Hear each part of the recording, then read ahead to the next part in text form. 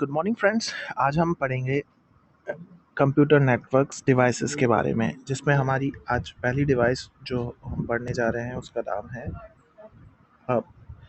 Hub क्या होता है? Hub is a hardware device having multiple ports which is used to connect several computers together. इसके अंदर हम सेवरल कंप्यूटर्स को कनेक्ट करते हैं। हब के थ्रू सेवरल कंप्यूटर्स को हम कनेक्ट करते हैं, जिससे हम एक नेटवर्क बना सकते हैं। A similar term is concentrator. A concentrator is a device that provides a central connection point for cables from workstation servers and peripheral devices. Hub can either be active or passive. Active hub amplifies the signals as it moves from one connected device to another, and passive hub allows the signals to pass from one computer to another without any change. Okay, so ये चीज़ point अपन discuss करते हैं। Hub क्या करता है कि suppose करिए ये hub है, 1 2 3 4 5। सपोज करिए 5 पोर्ट वाला ये हब है, और ये इसका पोर्ट इससे कनेक्टेड है, इसका पोर्ट इससे कनेक्टेड है, इसका पोर्ट इससे कनेक्टेड है। ये हम इन जो भी ये सारे हैं, ये और ये इनको हम बोलते हैं नोड्स। क्या बोलते हैं? नोड। नोड या नोड के अलावा इनको क्या बोल देते हैं? Slash PC. ये स्लैश ये नोड्स और पीसी हैं। Node 1, node 2, node 3, node 4 and node 5। और इसको जो हम कह रहे हैं ये है हब। अब हब में जैसे ही हम इन डिवाइसेस को कनेक्ट करते हैं, तो सपोज करिए हब की जो सबसे बड़ी क्वालिटी होती है, वो हब हमेशा ब्रॉडकास्ट करने के काम आता है। सपोज करो इस जो डिवाइस 1 है, डिवाइस 1 ने मैसेज भेजा हब को, तो जो भी हब के पास आता है वो मैसेज इसको भी डिलीवर होएगा, इसको भी डिलीवर होएगा, इसको भी डिलीवर होगा और इसको भी डिलीवर। तो हब हमेशा ब्रॉडकास्ट करने के लिए यूज आता है। ये 2 तरह के हब होते हैं, एक तो एक्टिव हब और एक होता है पैसिव हब। एक्टिव हब क्या करता है? एक्टिव हब हमारे सिग्नल्स को एम्पलीफाई करता है, जबकि पैसिव हब जैसा सिग्नल आ रहा है, सपोज करो ये जो वन अपना पीसी है, ये काफ़ी दूर है, जैसे अभी तो इस डायग्राम में पास लग रहा है, लेकिन आप इसको दूर मानिए। तो जब कोई भी मैसेज इस केबल के थ्रू आ रहा होएगा हब पे, और ये दूर है वन पीसी, तो इसकी स्ट्रेंथ कम हो जाती है। तो एक्टिव हब क्या करता है? इस स्ट्रेंथ को एम्पलीफाई कर देता है और उसके बाद सभी को भेज देता है, जबकि पैसिव हब ऐसा नहीं करता। सब पैसिव हब में ये होता है कि अगर इसके पास कोई वीक सिग्नल आया, तो उसको एज इट इज पास कर देगा without any amplification. Hope you understand. ये यहाँ पे नोट बना के मैंने लिखा हुआ है कि हब फॉरवर्ड एंड फिल्टर करने के काम आता है, ब्रॉडकास्ट करने के आता है, ब्रॉडकास्ट 1 to ऑल के लिए आता है, और ये फिजिकल लेयर में यूज़ होता है। OSI की जो 7 लेयर्स होती है, उसमें फर्स्ट लेयर फिजिकल लेयर होती है, जिसमें डेटा बिट्स की फॉर्म में होता है। तो ये बिट्स की फॉर्म में यूज़ होता है। I hope you get it.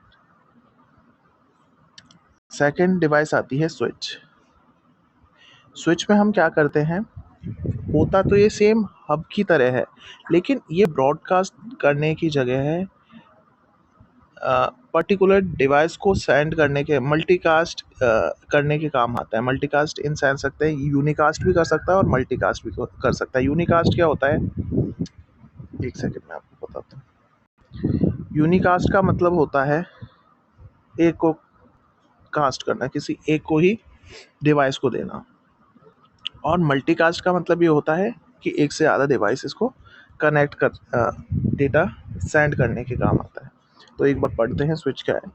Switch is an intelligent hub. Like hub, switch has also multi-port which is used to connect several computers together. It is used in star topology. It works in layer 2 data link of OSI model. Nowadays, such switch have also come which work in network 3 layers of OSI model. There are many ports in switch. When data comes through the switch reads the address of the destination computer and send it to destination computer. जो switch होता है ना, वो important point हमें जो याद रखना है वो याद करना है, it checks the MAC address of the frame from the for communication. It checks the MAC address of the frame for communication. देखिए, मैंने आपको बताया था ओ एस आई लेयर की 7 लेयर होती है, जिसकी फिजिकल लेयर में तो हब काम करता है और डेटा लिंक लेयर में स्विच काम करता है. स्विच मैक एड्रेस पे वर्क करता है. मैक एड्रेस पे वर्क करने के कारण ये पर्टिकुलर डिवाइस को भी सेंड करना चाह रहा था. जैसे मैंने अभी आपको बताया था कि जो हमने हब पढ़ा था उसमें ये हब था और ये अलग अलग डिवाइसेस हमने उसमें कनेक्ट करी थी.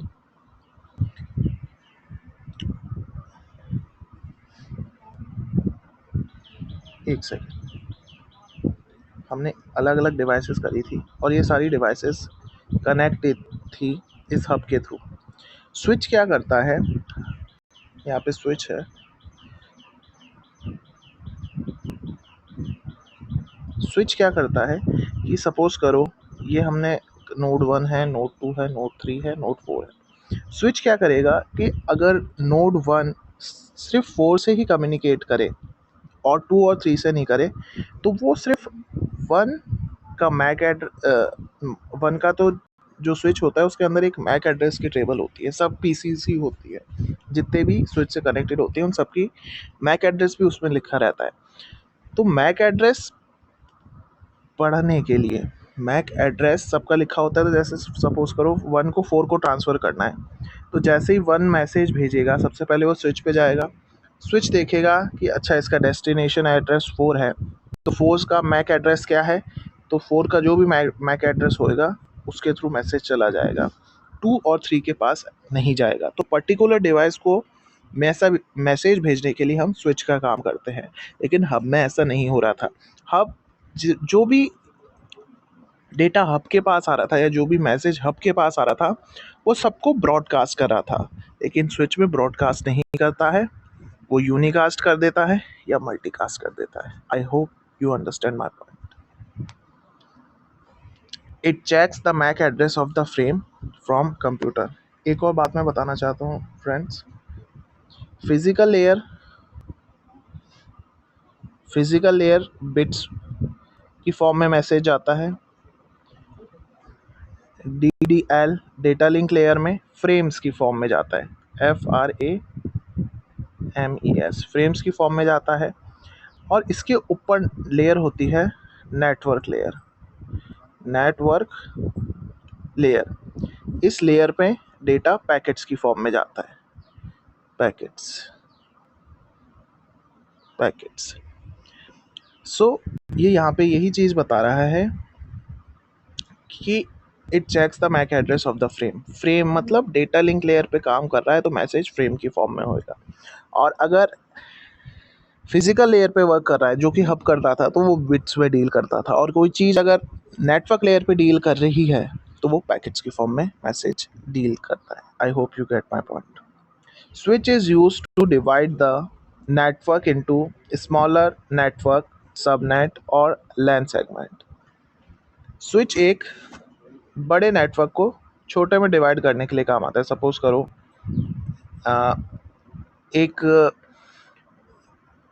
एक लैब के अंदर, एक लैब नहीं, सपोज करो एक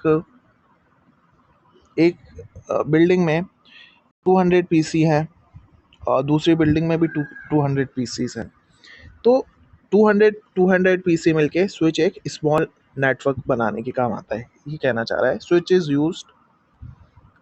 used to divide the network into smaller networks or line segment. I hope you get it. LANs that are segmented through switch are called segmented LAN. जो भी स्विच के थ्रू लैन्स बनती है उनको हम स्विच्ड लैन कहते हैं। आई होप यू गेट इट। इसके अंदर एक इम्पॉर्टेंट पॉइंट है जो आपको याद रखना चाहिए, ये है फ्री जो स्विच होता है वो फॉरवर्ड और फिल्टर करने के काम आता है, यूनिकास्ट करने के काम आता है, मैक एड्रेस यूज़ करता है और डेटा लिंक लेयर में यूज़ करता है, जो कि मैंने आपको समझाया था। नेक्स्ट चलते हैं राउटर्स। राउटर्स क्या होते हैं friends? A router is a internetworking device that connects two और मोर नेटवर्क। देखिए, जब भी हम जो नेटवर्क होता है, नेटवर्क बनाने के लिए ज़रूरी नहीं है कि हमारे पास ISP हो। ISP का मतलब होता है इंटरनेट सर्विस प्रोवाइडर। सो जब भी हमको इंटरनेट से कनेक्ट करना होता है, इंटरनेट से कनेक्ट करना होता है अपने डिवाइस को, तो हमारे को IP एड्रेस की ज़रूरत होती है और वहाँ पे फंक्शन होता है internet service provider. Internet service provider जैसे जियो हुआ और वोडाफोन हुआ और आइडिया हुआ, ऐसे बहुत सारे ISP प्रोवाइडर्स इंडिया में वर्क करते हैं, जिसके थ्रू हम ISP के थ्रू हम एक पर्टिकुलर IP एड्रेस हमको असाइन हो जाती है और उसके थ्रू हम इंटरनेट पे डेटा और जो भी हमारे को कम्युनिकेशन करना होता है वो करते हैं। तो राउटर्स का सबसे बड़ा जो पॉइंट हमको याद रखना है वो रखना है कि हम राउटर के थ्रू इंटरनेट से कनेक्ट होते हैं। जब भी इंटरनेट की बात आएगी तो हमारे को राउटर की ज़रूरत पड़ेगी। So the router has a software with the help of which data is sent from one network to another. In router, instead of MAC address, IP address is used. That is, on the basis of address, the router transmits data. I hope you get it. मैंने यही आपको बताया था कि MAC address switch करता है use और IP address router use करता है। It operates at layer 3 network layer of OSI model. It filters the data based on IP address. The router creates route table to store network address and send data packets to correct host. Routing table का ये use करता है जिससे correct host तक जाने के लिए routing table का यूज़ ये करता है। Next, gateway. गेटवे स्टूडेंट्स हम ऐसा समझते हैं, गेटवे में सपोज करो ये है लैन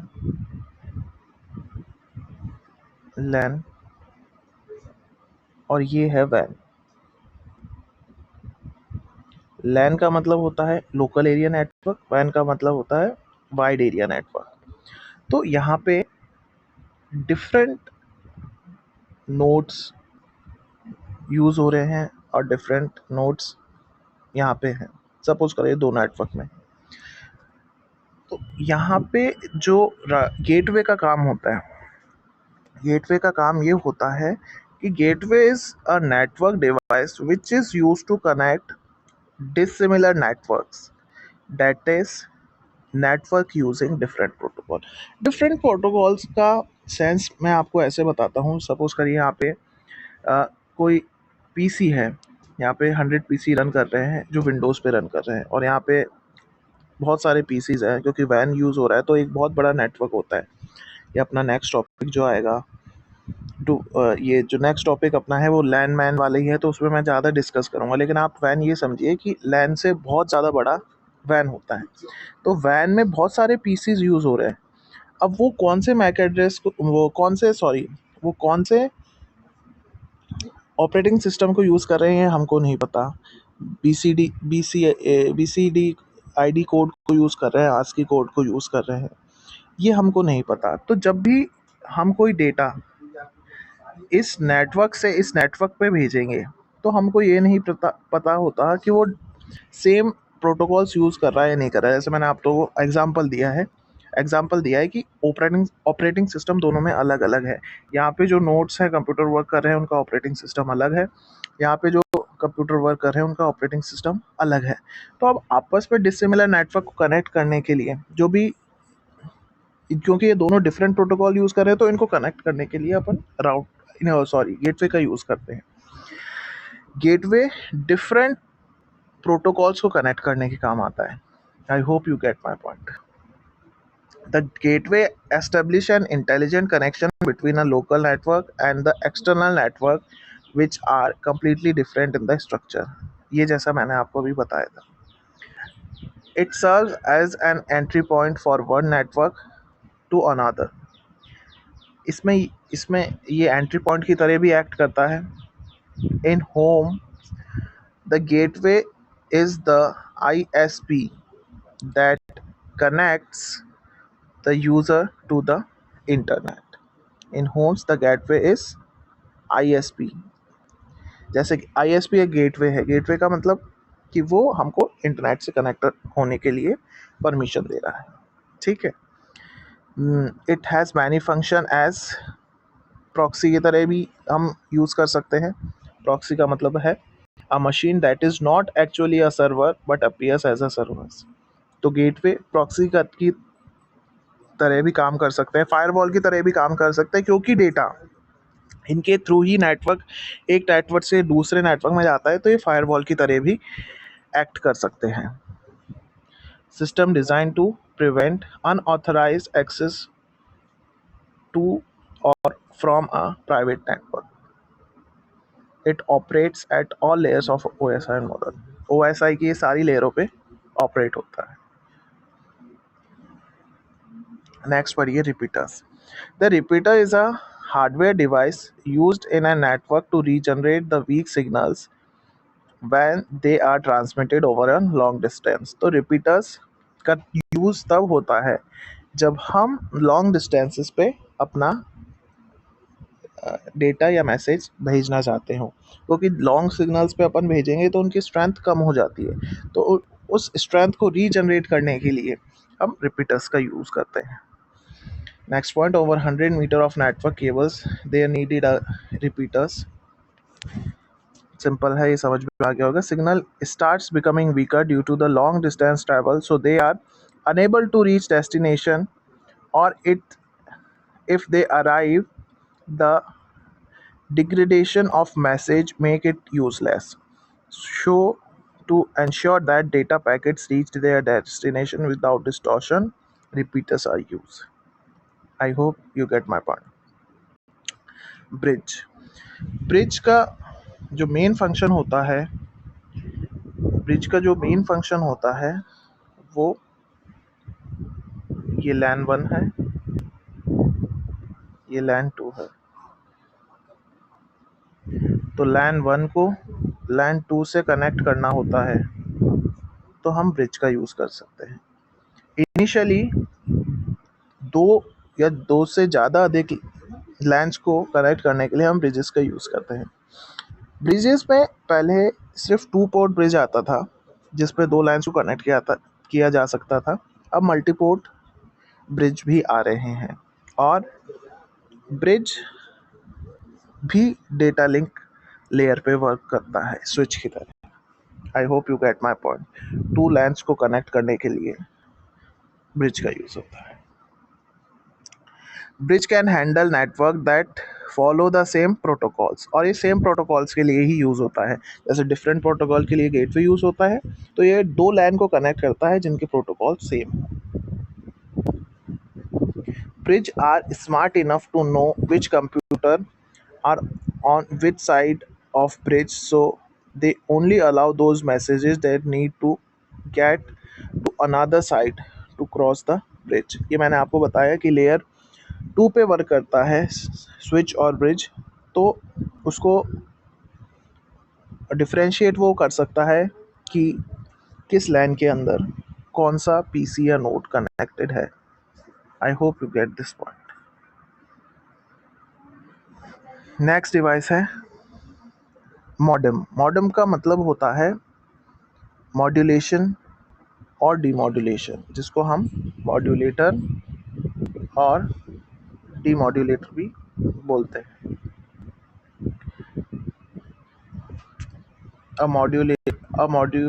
Modem is a computer peripheral that allows to connect and communicate with the other computers via telephone lines। तो जब भी हम कंप्यूटर की computer net modem is a computer peripheral, एक कंप्यूटर पेरिफेरल है जो कि अलाउ करता है, कनेक्ट करता है और अलाउ करता है डिफरेंट कंप्यूटर्स को, तो वो आपस में कम्युनिकेट कर सकते हैं। इसका सिंपल डेफिनेशन मैं आपको बताता हूँ। देखिए, जब मैसेज हमारा कोई भी मैसेज हमने कंप्यूटर के जनरेट करा, वो डिजिटल की फॉर्म में होता है। Computer generate digital